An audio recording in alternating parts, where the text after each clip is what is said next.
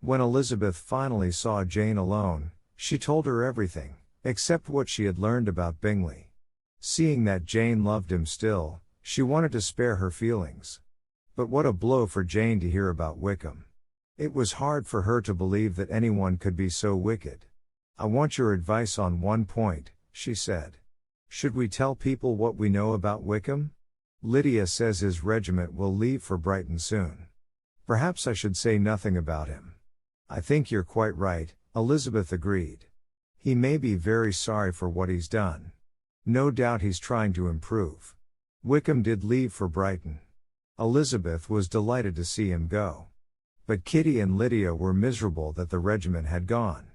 "What's to become of us?" they wailed. Lydia's gloom, however, was soon cleared away. She was invited to Brighton to stay with Mrs. Forster, the young wife of the regiment's colonel. In the last couple of months, she and Lydia had become close friends. Lydia was in ecstasy.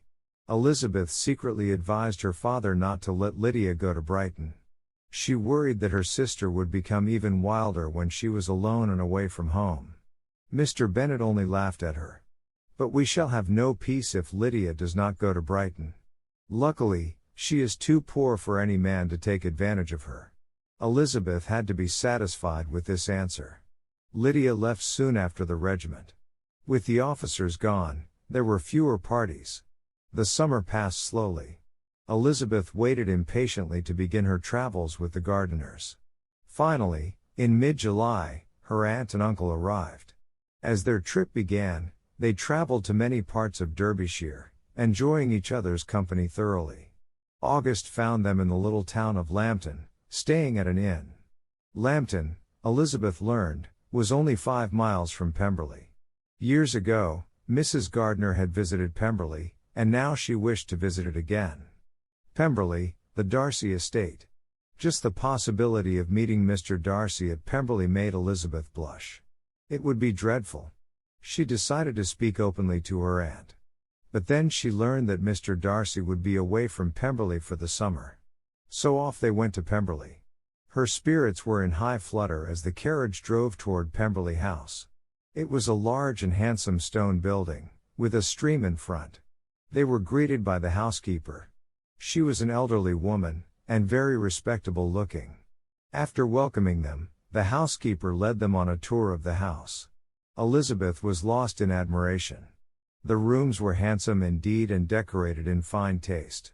"And I might have been mistress of this place," Elizabeth thought, "but, no, my dear aunt and uncle would then have been lost to me.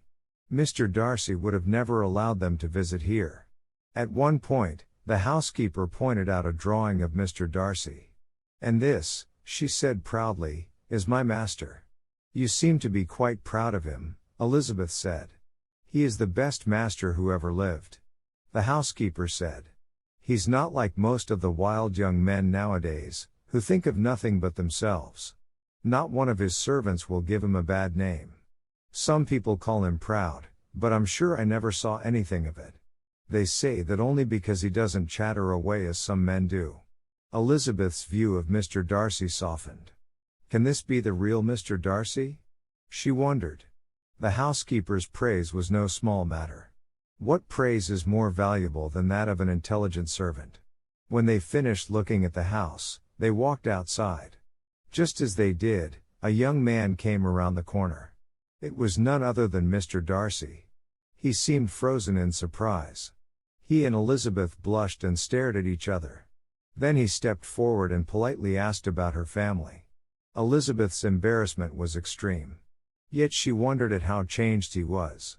Never had he seemed so gentle. In spite of everything, she longed to know if he still loved her. When he asked her to introduce him to the Gardiners, she could hardly keep from smiling. Here was her family, which he had scorned. Yet now Darcy was all courtesy. Elizabeth was pleased as he spoke to her uncle. Here, at least, were family members who would not make her blush. Everything her uncle said showed his intelligence and good manners. Before leaving, Elizabeth told Darcy that she'd not expected him to be at Pemberley. He replied that he'd been traveling ahead of his party. Then he added, "There's one person in the party who especially wants to meet you, Elizabeth." Will you allow me to introduce you to my sister? Elizabeth was flattered and pleased. This was a compliment of the highest kind. The next day, Mr. Darcy and his sister came to visit Elizabeth at the inn. Georgiana Darcy was a great surprise to Elizabeth. She seemed as embarrassed as Elizabeth. Wickham had said Miss Darcy was very proud. Instead, she was quite shy. Mr. Darcy told Elizabeth that Bingley was also coming. In a few minutes, they heard his quick step on the stairs. On seeing Bingley, Elizabeth's thoughts flew to her sister. She watched him speak to Miss Darcy, who was supposed to be Jane's rival. But Elizabeth saw no attraction between them. After going to bed that night, Elizabeth lay awake for hours. She tried to decide how she felt about Mr. Darcy. Her feelings of strong dislike had disappeared. Now she felt very grateful.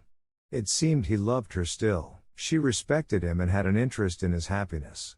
If she chose, she felt she still had the power to make him happy. The next day, they were invited to dine at Pemberley. All eyes were on Darcy and Elizabeth. No one watched them more closely than Caroline Bingley. Hoping to put Elizabeth in a bad light, Caroline asked, "The soldiers have left Meryton, have they not? It must be a great loss to your family."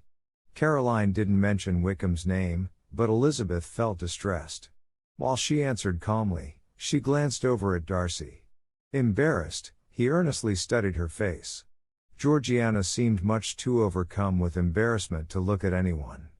Caroline had no idea that she was hurting Georgiana far more than Elizabeth. When Elizabeth left, Caroline remarked, "How very poorly Elizabeth Bennet looked. But I never could see any beauty in her. Jealous people are not always wise." She looked at Darcy. "I believe you thought her rather pretty at one time." "Yes, but that was only when I first knew her," Darcy replied. "Now I believe she's one of the prettiest women I've ever met." He then left. Caroline Bingley had forced him to hurt no one but herself.